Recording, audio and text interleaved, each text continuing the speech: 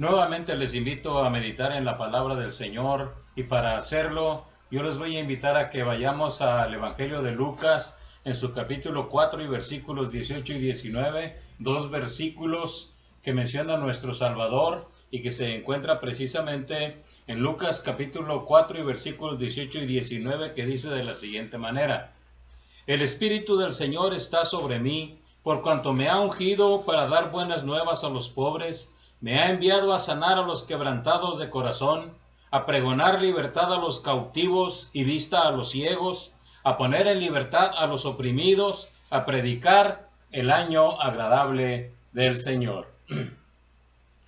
El Señor Jesucristo en esta ocasión dice que se levantó a leer en la sinagoga.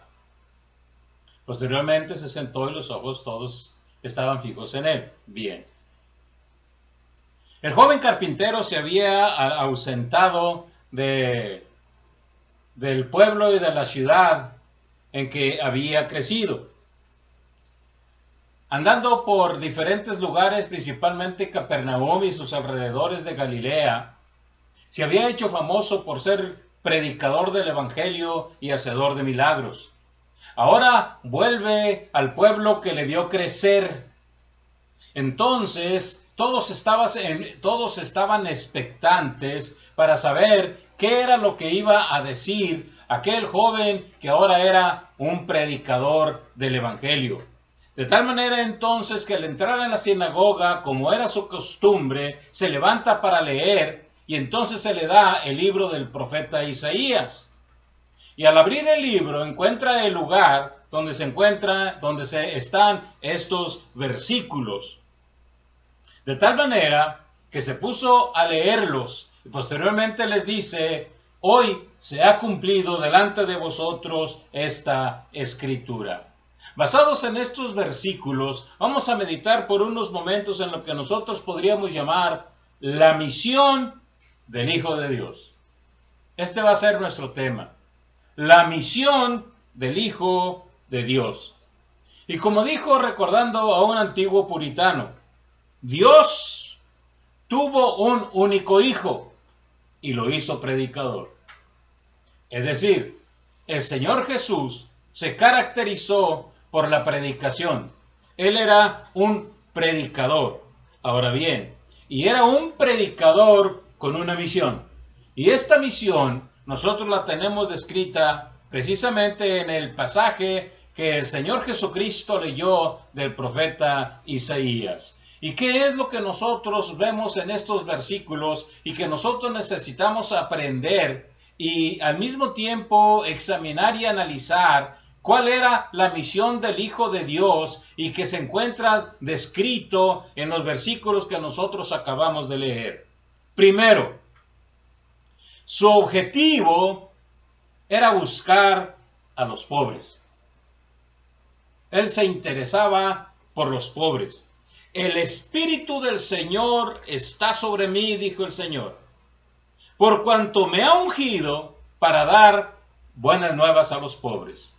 En otras palabras, el Señor Jesús se interesó siempre por los desvalidos, por los marginados, por aquellos que se encontraban necesitados y que en un momento determinado eran personas menesterosas y que carecían absolutamente de todo.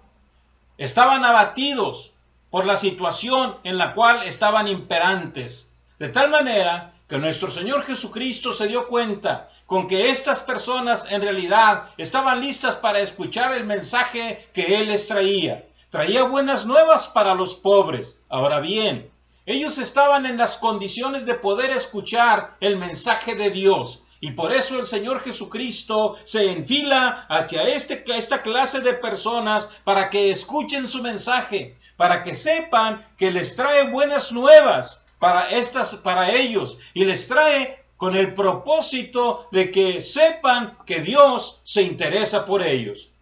Estas personas desvalidas, abatidas y desalentadas en un momento determinado a causa de su pobreza, escuchaban ahora buenas nuevas de parte de nuestro Señor. Y estas buenas nuevas eran de labios de nuestro Dios, de nuestro Salvador, de nuestro Señor, para que ellos pudieran comprender y entender que el interés de nuestro Dios era patente y era realidad respecto a su condición y respecto a su situación. Ahora bien, incluso nosotros sabemos y entendemos que nuestro Señor Jesucristo se hizo pobre. Se hizo pobre. E incluso cuando le dijeron, Señor, yo te seguiré por donde quiera que vayas, dice, las zorras tienen guarida y las aves de los cielos nido, pero el Hijo del Hombre no tiene dónde recostar su cabeza. Es decir, no solamente les trajo un mensaje, sino que al mismo tiempo se interesó por ellos de tal forma que se involucró en su misma situación. Y en este sentido podemos nosotros decir que nuestro Salvador, incluso desde un principio, hubo una identidad exactamente con esta clase de personas. Nació en un pesebre, como nosotros lo sabemos. ¿Quién realmente ha nacido en un pesebre? Era el Hijo de Dios, era Dios mismo hecho carne, y sin embargo se humilló de tal manera que nació en un pesebre. Y no solamente eso, posteriormente, se identificó exactamente con esta clase de personas, la clase social marginada, apartada, separada, abatida por su pobreza. Pero el Señor Jesucristo vino con el propósito de levantarlos. Él levanta del polvo al pobre y al menesteroso alza del muladar. Ese es nuestro Salvador, que se interesa precisamente por esa clase de personas. La pregunta es ¿por qué? Porque al rico su misma riqueza entorpece su mente y su corazón y no quiere saber prácticamente nada de Dios. En cambio, estas personas escuchan el mensaje de Dios. Y nuestro Señor Jesucristo dijo, yo fui ungido con un propósito, buscar al pobre. Pero no solamente eso, también en segundo lugar, vino a sanar a los quebrantados de corazón. He aquí lo que nos dice la palabra de Dios. Me ha enviado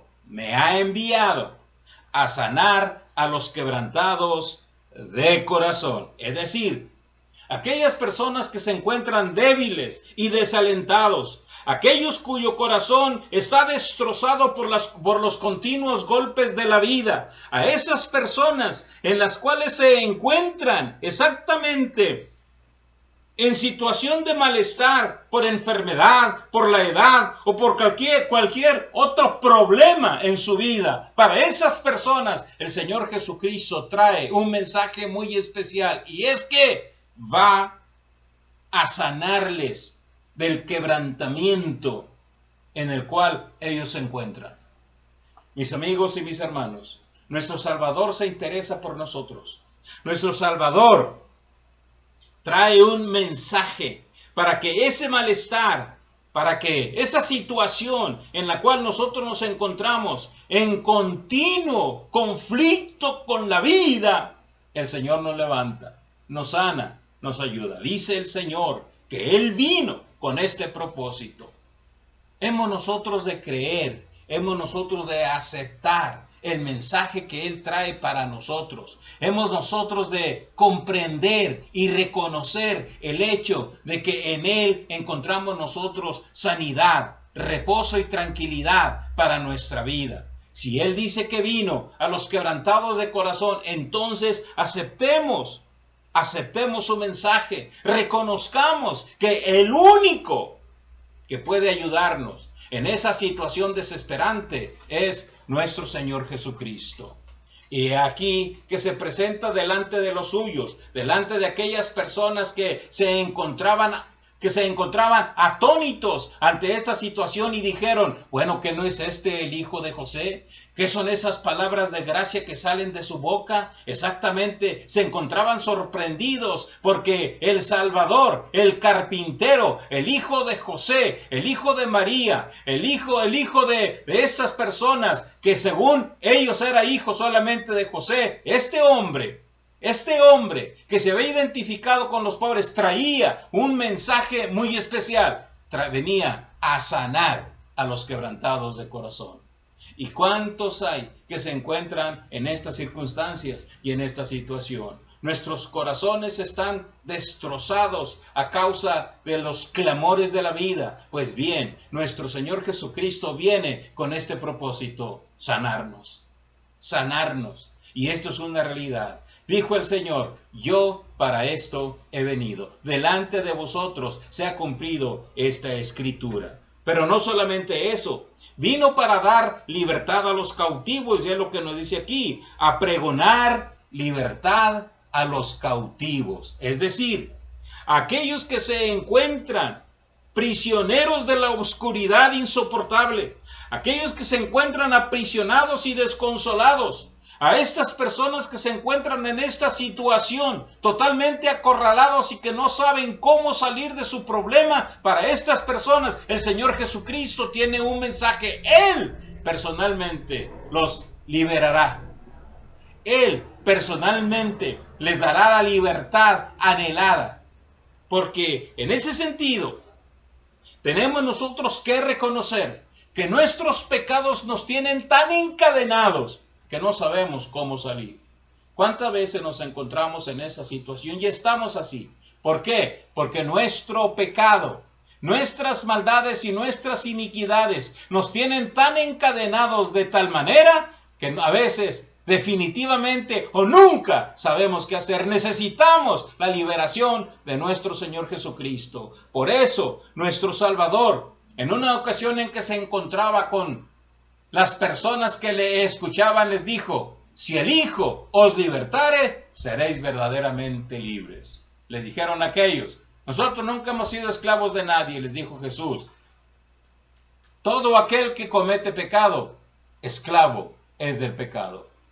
Así que, si el Hijo os libertare, seréis verdaderamente libres. ¿Por qué? Porque conoceréis la verdad, y la verdad os hará libres. La verdad es Jesucristo. La verdad es la palabra de Dios. Esta verdad se comunica y se proclama para que nosotros podamos encontrar libertad absoluta y completa en nuestro Salvador. Él vino con ese propósito: el poder liberarnos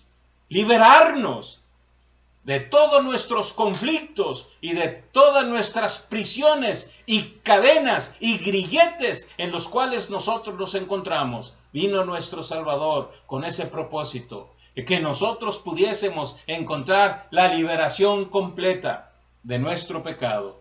Satanás nos tiene prisioneros y él lo único que quiere es darnos muerte. Y muerte espiritual total y completa, y llevarnos al infierno aprisionados de nuestro pecado. Pero Jesucristo vino con ese propósito: liberarnos de manera total y completa. Y solo Él lo puede hacer, nada más.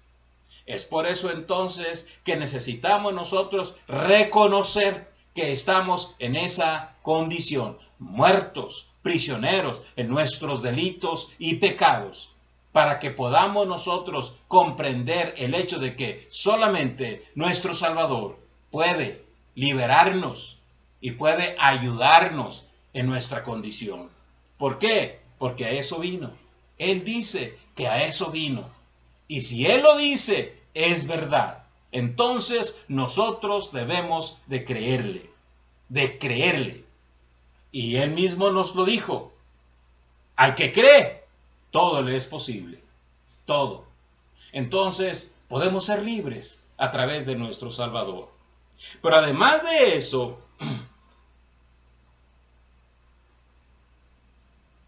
vino para que los ciegos pudieran ver. Es lo que nos dice aquí. Dice: a pregonar libertad a los cautivos y vista a los ciegos. Vista a los ciegos.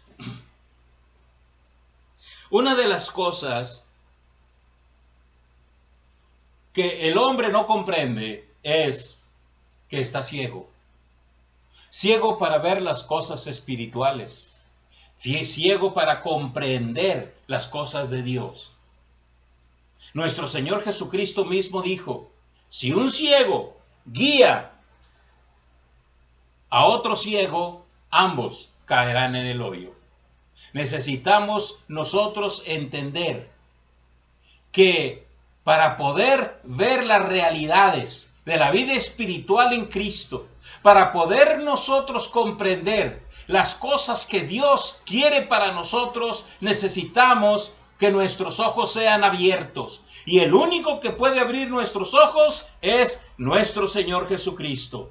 El Señor es el único que puede abrir los ojos a los ciegos. Pero para ello nosotros necesitamos entender que estamos ciegos.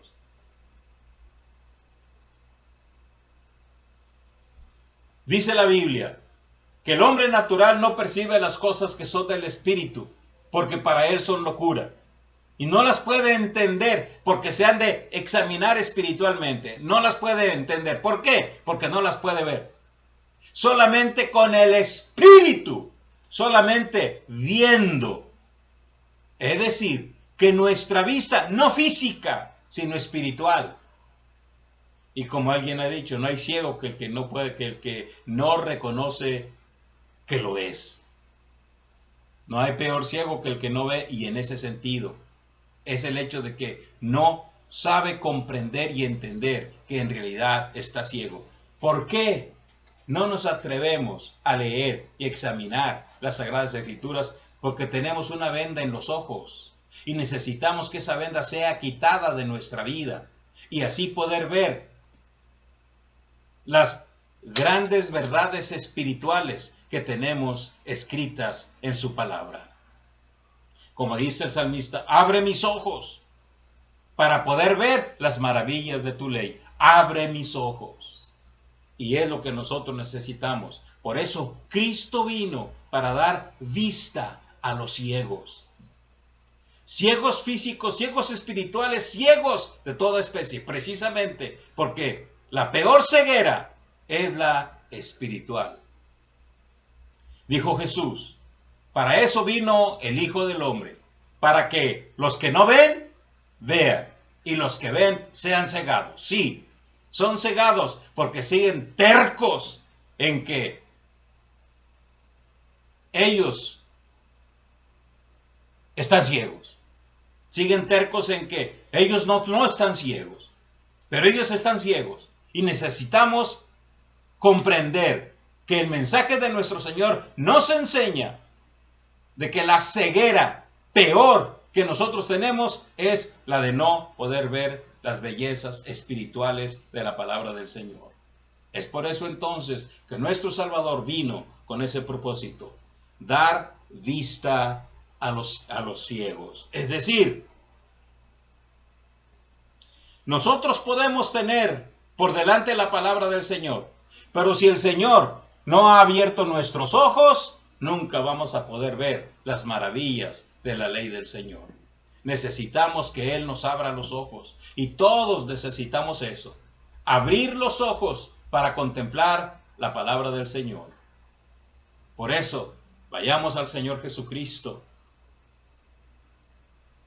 Llegamos de saber que nuestra ceguera es una realidad, que necesitamos que Él abra nuestros ojos.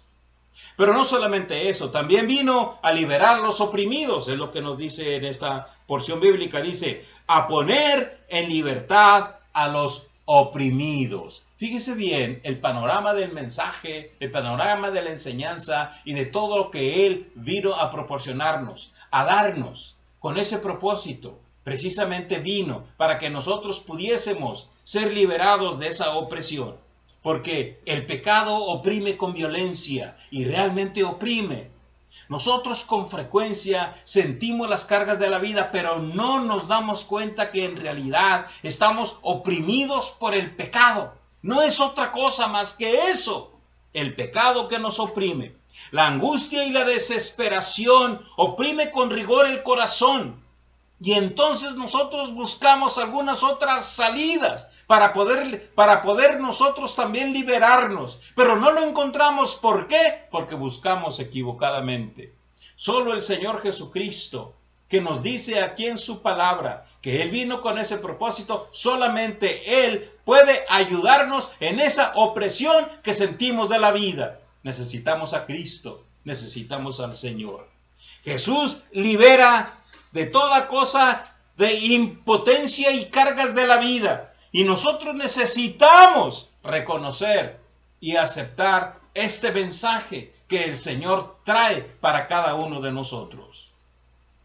Su verdad nos libera.